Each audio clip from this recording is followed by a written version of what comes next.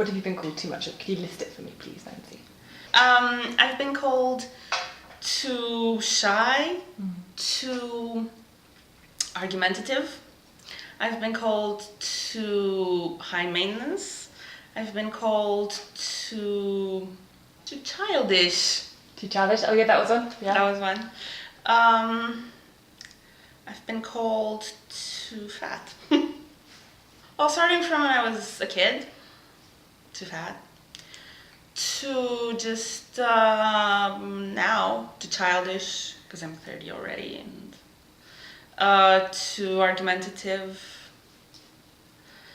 And it happened just about anywhere, at work, at school. I've been called that by my parents sometimes. And how did it make you feel in the moment? Sometimes angry, because I didn't understand why it had anything to do with anything, and why who I was too much. Sometimes it did make me hide things, make me want to hide things, make me want to be something else to them, to some people, and then just be myself in private, far away from others. And did you change yourself in any way when you said these things? No. Good. With time, sometimes I did try, but then it didn't work out, like dieting. That didn't work out. But mostly I just continued being all those too muches, and doing them because they were me, and they said a lot about me and about who I was and about everything that I knew and learned. Very hard work. Well, from just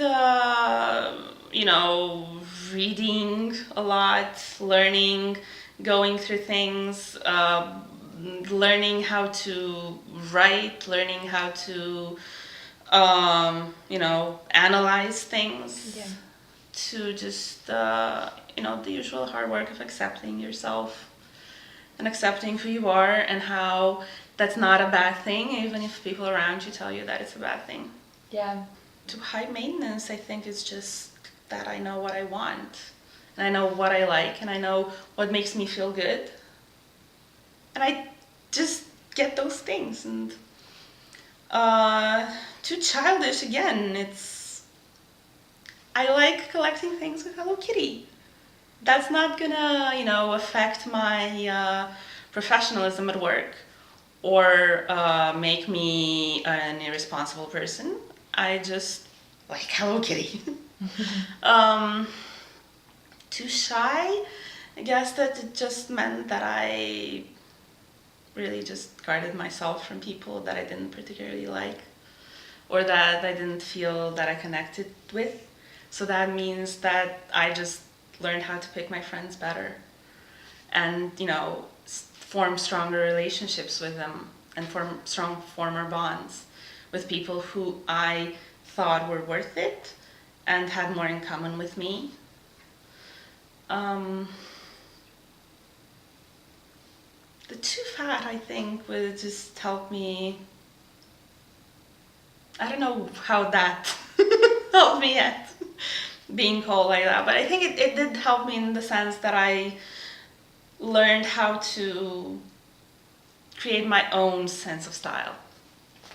So like, I wear all black. I like, like lacy things and things that are really kind of in your face, and just sometimes try to be badass, like leather jackets. That's great. Yeah. So, what do you love about yourself? Well, starting off, I really love just the way that I dress. It might be superficial, but I really love it. Yeah. I really, all the clothes that I pick, I love them. They're who I am, and they represent me. So It's creativity. yes, I love how creative I can be sometimes when I'm not too tired. Yeah.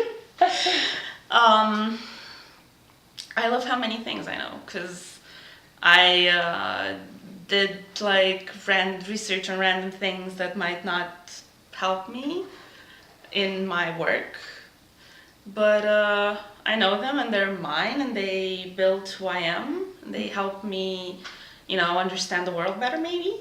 Yeah. Just my passion for things. Being really into music, I know a lot of groups and I know a lot of bands, and maybe I even went like east, so like I know a lot of Asian stuff. Oh really? Oh, Yeah. If someone in their like early teens came to you, like they're like 12, 13, and they were like, I've been called too childish, too fat, too worried about sexism, to all the things that you've been called, what would your advice be to them?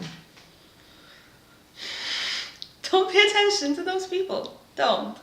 I mean, it doesn't matter. It does matter in that it makes you who you are, and it builds your personality. And those people who call you too much of anything are really just trying to put you in a certain box and trying to make you fit a certain standard. And maybe you're surrounded only by these kind of people right now, but you're definitely going to find people who don't think your too muches are too much. Even if it's hard, like at 12, 13, it's really difficult to accept these things. You just have to kind of let them just go step by step, one step at a time. These things won't matter. Soon, like people calling you too shy, too childish, etc., are definitely not gonna matter. You're gonna have experiences that are gonna teach you that it's who you're supposed to be. You're gonna meet people who are going to support you no matter what. And how do you find these people? That's like a side question, but like... Well, by being those too muches. Constantly being just the too muches that you're called out for. You're gonna find people who are like, yeah, but that's cool, actually. You're really cool. Yeah, definitely. Yeah. And how did you find your people? Just through, somewhere through school, because they were like my colleagues at school. Some were just randomly talking to people at the party, or, actually, I like at concerts. Ah, cool. And actually just online, because I have a Tumblr, and like you just randomly end up talking to people, and then you realize, oh, you actually live like so close to me, let's be best friends. Oh, that's so nice. Yeah. If you could change the world tomorrow, what would you change and why? That's a big question. Maybe just too big of a word as it sounds. For the world to be more accepting. That's just it. Just learn how to accept others, and like everything will be so much easier. Everything. And so much better.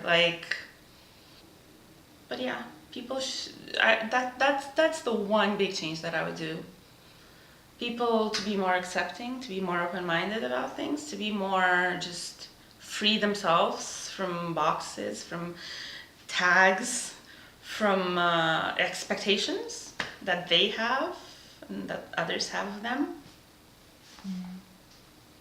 Because I still have a lot of expectations that I know are stupid and that don't make sense, and that I shouldn't expect these things for myself. Well, sometimes I think that maybe, like when you get to 30, you kind of society expects you to be fully professionally accomplished. And also society doesn't understand that even if you don't have a managing position, you can be fully accomplished. It's that on the one hand, and also on the other hand, the fact that I still do kind of want to be writing about music. But that's just a whole different wormhole. And where do you begin? How do you begin? Do I really want to there's also the crowd that you maybe don't want to hang out with in terms of like the profession.